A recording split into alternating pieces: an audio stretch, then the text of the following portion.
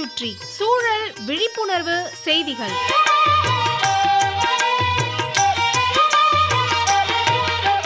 அன்புள்ள ராமகிருஷ்ணன் ஐயா அவர்களுக்கு உங்கள் மாணிக்கம் எழுதும் மடல். நலம் நலமறிய ஆவல். கத்தரி வெயில் மற்ற இடங்கள்ல வாட்டி வதச்சது போதும். நமக்கு லேசான மழை கிடைச்சது. பல மாவட்டங்கள்ல சரியான தருணத்துல மழை பெய்திருக்கு. கோடை உழவு ஓட்டி நிலத்தை தயார் பண்ணி வச்சிருக்கிறாங்க விவசாயிகள். புஞ்சை நிலங்கள்ல 60-70 நாட்கள் வயதுடைய பயறு வகை பயிர்களை சாகுபடி செய்தால் ஒரு வருமானம் கிடைச்சிரும். நஞ்சை நிலங்கள்ல கூட ஜூன் மாசம் குறுவை நெல் சாகுபடி செய்ய முடியாத பகுதிகளிலையும் பயறு வகை பயிர்களை சாகுபடி செய்யலாம். பயறு வகை பயிர்கள் மட்டுமல்ல, 60-80 நாட்கள் வயதுடைய எந்த பயிரையும் சாகுபடி செய்யலாம்னு விஞ்ஞானிகள் சொல்றாங்க. கிடைச்ச மழை தண்ணிய வீணடிக்க கூடாது. சித்திரை பட்டத்துல சாகுபடி செய்த உளுந்துக்கு DAP கரைசல் தெளிப்பது வழக்கம். ஆனா இப்போ நிறைய நீரில் கரையும் உரங்கள் வந்துருச்சு. யூரியா பாஸ்பேட் 18-18-18, அப்புறம் 19-19-19, சல்ஃபேட் ஆஃப் பொட்டாஷ் போன்ற நீரில் கரையும் உரங்களை ஏக்கருக்கு 1 கிலோ வீதம் தெளிக்கணும் தண்ணியில் கரைச்சி. ராமகிருஷ்ணன் ஐயாவுக்கு தெரியாததா? பல்ஸ் ஒண்டர் வேளாண்மை பல்கலைக்கழகத்தின் கண்டுபிடிப்பு. இதை பூக்கும் பருவத்தில் தண்ணியில் கரைச்சி தெளிக்கணும். இது ரொம்ப முக்கியமானது. அடுத்தபடியா இன்னொரு தகவல். கோடை பருவத்தில் நிறைய மாம்பழங்கள் விற்பனைக்கு வருது.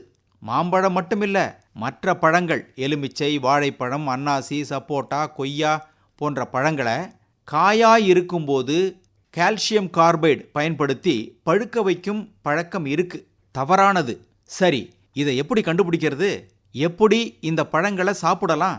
இயற்கையா கனிந்த மாம்பழங்கள் பச்சை, மஞ்சள், சிவப்பு என்று 3 நிறமும் சேர்ந்ததா இருக்கும்.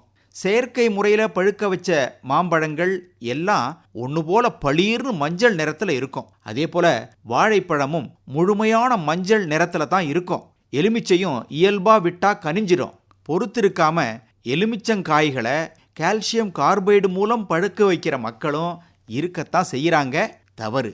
அலுவலர்களும் இப்போ ரொம்ப வேகமா இதை கண்காணிச்சுக்கிட்டு இருக்கிறாங்க. மக்கள் மத்தியிலையும் ஒரு விழிப்புணர்வு ஏற்பட்டிருக்கு. ராமகிருஷ்ணன் ஐயா, மாம்பழம், வாழைப்பழம் போன்ற பழங்கள் எப்படி பழுக்க வைக்கப்பட்டிருக்குன்னு தெரிஞ்சுக்கலாம் நிறத்தை வச்சு. ஆனா அன்னாசி, சப்போட்டா போன்றவற்றை தோற்றத்தை வச்சு கண்டுபிடிக்கிறது சிரமம். செயற்கை முறையில் பழுக்க வைக்கப்படும் பழங்களை அப்படியே பயன்படுத்தினா சாப்பிட்டா உடலுக்கு கேடு.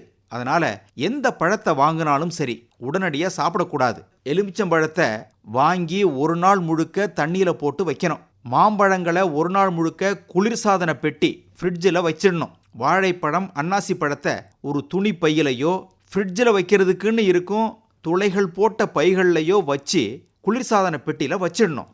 இப்படி 1 நாள் முழுக்க பழங்கள் தண்ணியிலையோ அல்லது ஃப்ரிட்ஜிலையோ இருக்கும்போது அந்த பழங்கள்ல இருக்கும் அசிட்டிலின் வாயு வெளியேறிடும். அதன் பிறகு அந்த பழங்களை பயமில்லாம சாப்பிடலாம்னு உணவியல் நிபுணர்கள் சொல்றாங்க.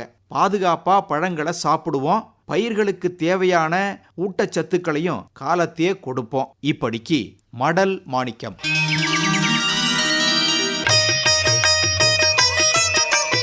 நம்மை சுற்றி சூழல் விழிப்புணர்வு செய்திகள் கேட்டீர்கள்.